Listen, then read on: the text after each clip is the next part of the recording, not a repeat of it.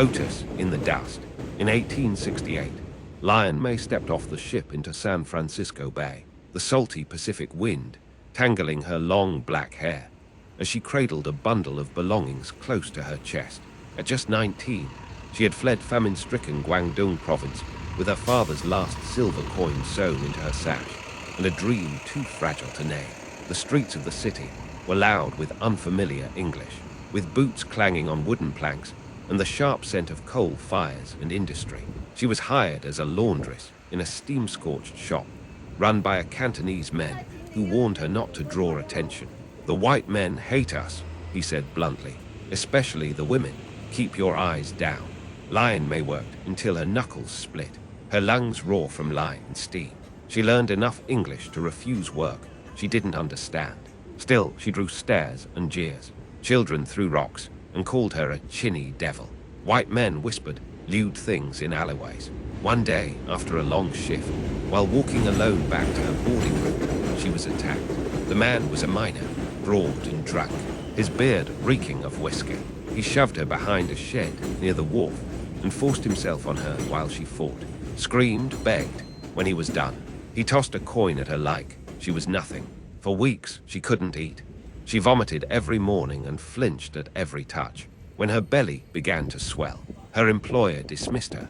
The boarding house owner told her to leave. With nowhere to go, Lion May took refuge in the attic of a sympathetic Irish widow who'd lost her own son.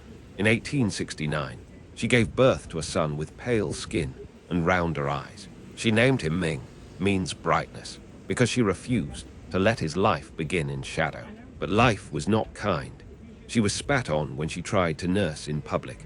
Chinese men avoided her, and white women clutched their purses tighter when they saw her. She took in sewing, scrubbed floors, and mended uniforms to pay for a single room with a leaky roof. When Ming turned 6, he asked why he looked different. "Because you are the bridge."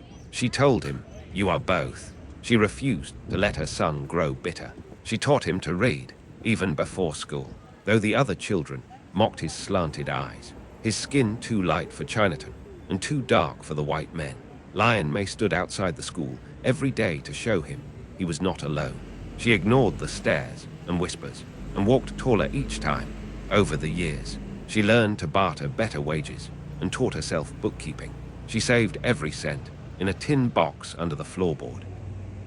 Lion May expanded her shop, hired workers, and bought the building she had once cleaned as a servant. By the time Ming was accepted to the University of Berkeley, Lion May was a respected businesswoman, her shop a fixture on the corner of Grant Avenue. She still carried scars no one saw, but she had endured. At her son's graduation, surrounded by families, Lion stood proud in her finest silk dress. When Ming was asked to speak, he ended his address with, "I am the son of a woman who came here with nothing but a coin, a wound, and a will. I am here because she refused to break." Lion May wept quietly in the back row. She had arrived as cargo in a nation that didn't want her. She had suffered, bled, and been cast out. But she rose, not in spite of her story, but because of it. She was no longer just a seamstress or a victim. She was an American, and her son, her light, was her legacy.